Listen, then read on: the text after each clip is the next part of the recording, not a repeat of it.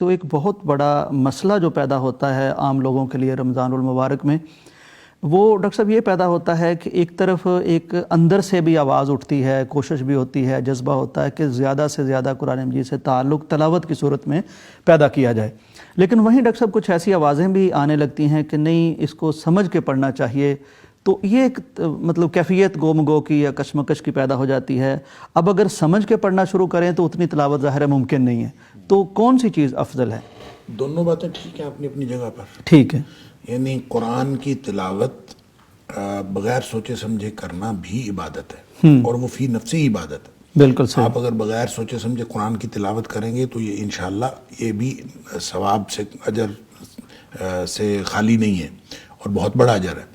لیکن اگر کوئی شخص سوچ سمجھ کے پڑھتا ہے، دیکھیں اس میں قرآن کا مقصد پورا ہوتا ہے، اور جب آپ سوچ سمجھ کے پڑھتے ہیں تو وہ اجر بہت زیادہ ہے۔ ظاہر ہے سوچ سمجھ کے پڑھتے ہیں تو اس کی کوالٹی اور ہے، کوانٹٹی اگرچہ کم ہے، اور جب آپ بغیر سوچے سمجھے پڑھتے ہیں تو ہے تو وہ بھی عبادت۔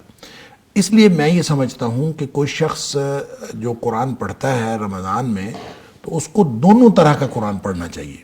ایسے نہیں ہے کہ وہ صرف قرآن جو ہے وہ اس کی تلاوت کرتا رہے اور بس سوچ سمجھ کے بالکل نہ پڑھے، یا صرف سوچ سمجھ کے پڑھتا رہے اور اس کی تلاوت بالکل نہ کرے، کیونکہ تلاوت کرنا بھی عبادت ہے، لہٰذا اس عبادت سے بھی محروم نہیں رہنا چاہیے۔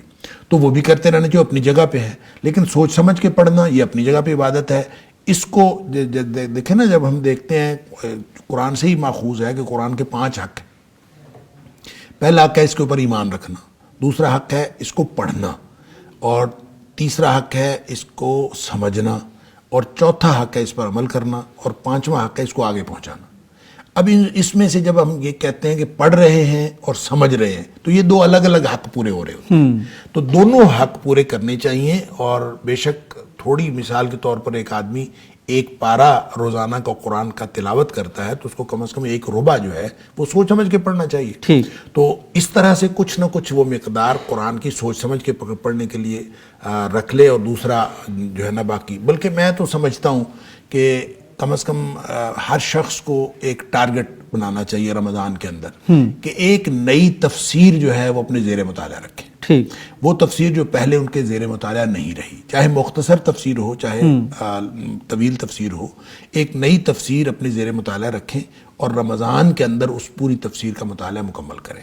تو یہ اس سے قرآن کی جو تفہیم اور سوچ سمجھ کے پڑھنے والا حق ہے یہ بھی پورا ہوگا، اور پھر ساتھ ساتھ جو ہے وہ اس کی تلاوت کرتے رہیں۔ مثلا آپ پڑھنا چاہتے ہیں تو پہلے تلاوت کر لیں، اس کے بعد سوچ سمجھ کے پڑھ لیں، اس کی تفسیر وغیرہ پڑھ لیں۔ تو دونوں قسم کے، یعنی ایسا نہیں ہونا چاہیے کہ آپ کسی ایک طرف ہو جائیں، صرف اس کو پڑھتے جائیں، تلاوت کرتے جائیں، اور سوچنے سمجھنے کی طرف توجہ نہ دیں۔ یہ بھی درست نہیں ہے، اور یہ بھی ٹھیک نہیں ہے کہ آپ صرف سوچ سمجھ کے پڑھتے رہیں اور تلاوت نہ کریں۔ دونوں قسم کا اجر حاصل کرنا چاہیے۔ بالکل صحیح۔